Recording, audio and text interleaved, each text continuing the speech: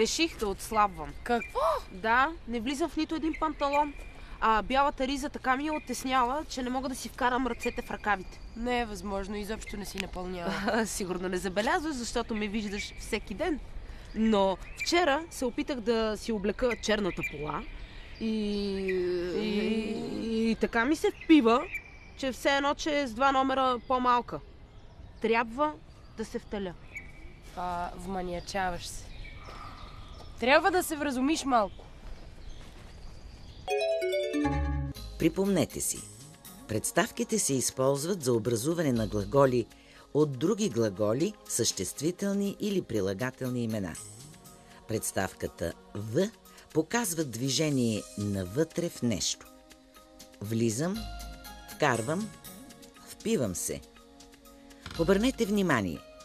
Представката «в» може да показва и получаване на ново качество. Втеля се, вманиача се, вразумя се. Ти си мечтата на всеки мъж, виж се, висока, стройна, хубава. Да. Сега съм само висока. Не мога да излизам в този вид.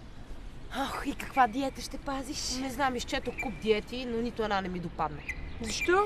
Защото с тях се отслабва бавно. Аз искам да отслабна бързо. И какво ще правиш сега? Ще гладувам.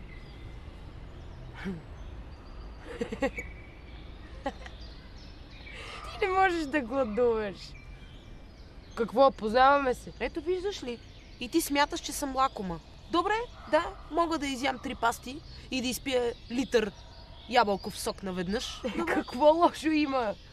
Обичаш ябълков сок? Лошото е, че нямам воля. Но сега ще излея целия сок, който имам, и ако ме поканите на ресторант, ще избягам.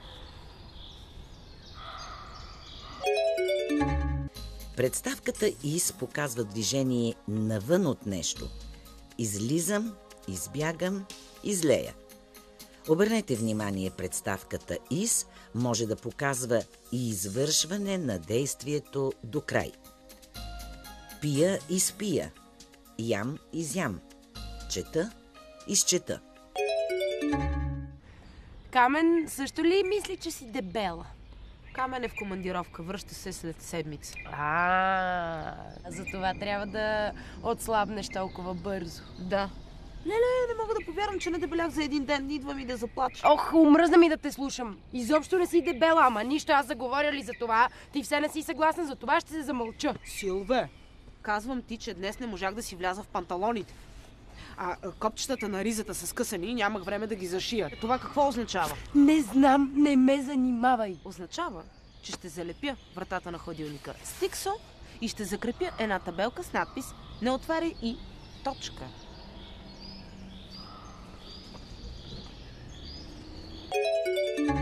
Представката «за» показва започване начало на действието. Заплача, заговоря, замълча. Обърнете внимание, представката «за» може да показва и прибавяне към нещо. Зашия, залепя, закрепя. Силве, знаеш ли какъв ми е проблемът? Като видя нещо вкусно и не мога да се отлепя от него. Ето и сега не можеш да откъснеш поглед. Да, искам и се да вляза вътре и да кажа да ми отрежат едно парче торт. Направи го. Силве, ти приятелка ли си ми или ще ме подтикваш към изкушения? Представката «от» показва отделяне от нещо. Откъсна, отрежа, отлепя.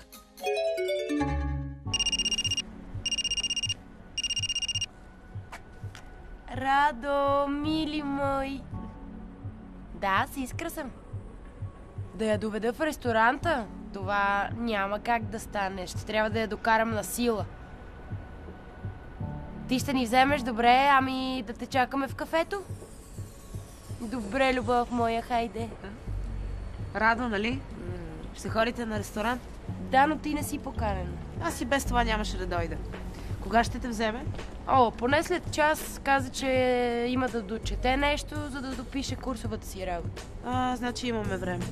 Той едва ли ще се добере по-рано в това задръстване. А ти? Какво мислиш да правиш? Ще се прибера. Вчера си взех един филм и мисля да го догледам.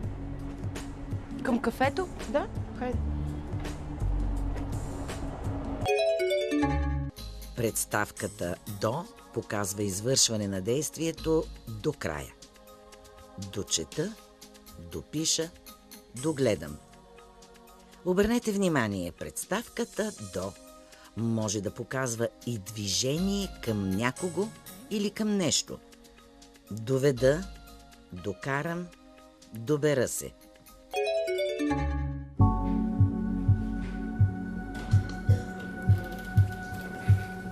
Просто ела с нас, няма да ядеш кафето. Още престанеш ли? Гладна съм и съм нервна. А когато съм гладна, съм способна да се развикам, да се разбеснея. Какво крещиш сега? Ох, извинявай, разгорещих се. Просто съм много гладна. И като се прибереш, ще се успокоиш, така ли? Да, не знам. Трябва да се прибера, да разхвърлям всичко, да го подреда наново. След това ще разгледам пак списанията с диетите. И пак ще стигнеш до хладилника, обещавам. О, не! Ще раздам цялата храна на съседите, за да няма с какво да се изкушавам. Доста оригинално. Нали? Представката раз показва извършване на действието в различни посоки. Раздам, разгледам, разхвърлям. Обърнете внимание, представката раз може да показва и извършване на действието с всичка сила.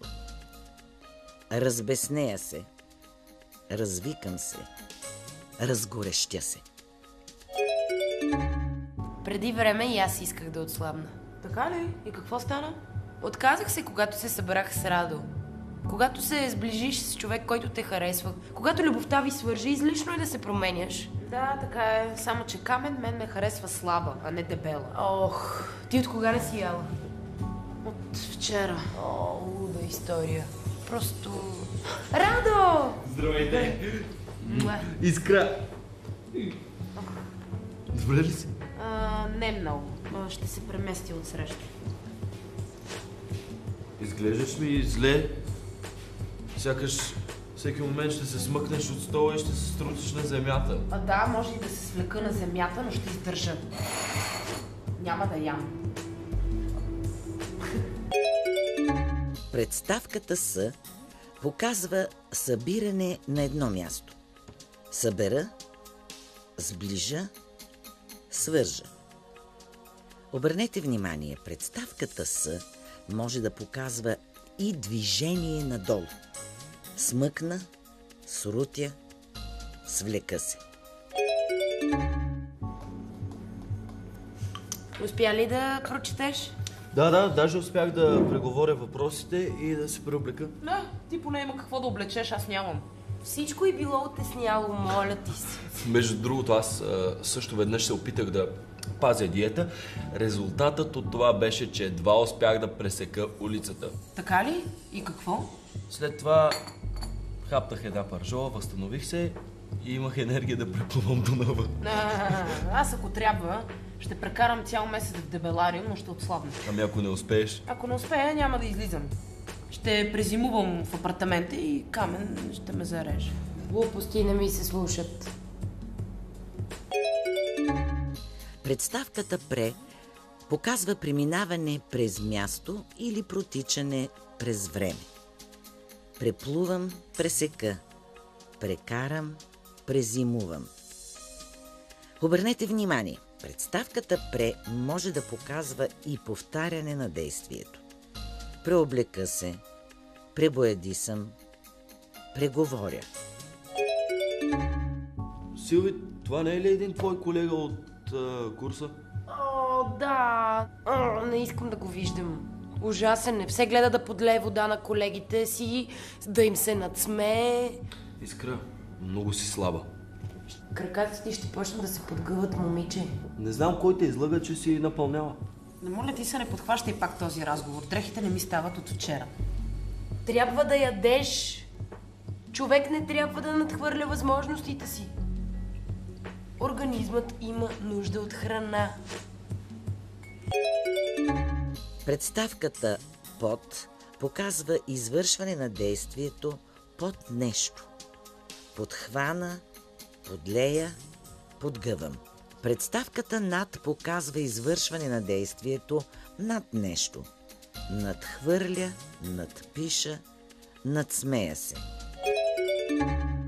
Силвия е права. Човек не трябва да надскача възможностите си. Хайде ела с нас в ресторанта, ще хапнеш нещо лекичко. Не, ще надмина очакванията ви, имам воля. Само се измъчваш. Да, така е. Така искам да се наям, после да се наспя, а като се събудя... Всички дрехи да ти стават. Да, но е невъзможно. Ще се върна вкъщи и ще си пусна филм, поне ще се нагледам на хубави филми. Обърнете внимание, представката над може да показва и постигане на по-висок резултат. Надмина, надскоча, надхитря. Представката на показва извършване на действието до насита. Наям се, наспя се, нагледам се. Искра! Гледам те и се чудя. Изглеждаш по-слаба от всякога. Ти няма ли да дойдеш с нас в ресторанта да хапнем? Не. Искра! Ох, как ще изяма една пържолка! От мен десерта. Насам. В този урок видяхте. Влизам, излизам, заплача, откъсна, дочета, раздам, сближа, прекарам, подхвана, надмина, наспя се.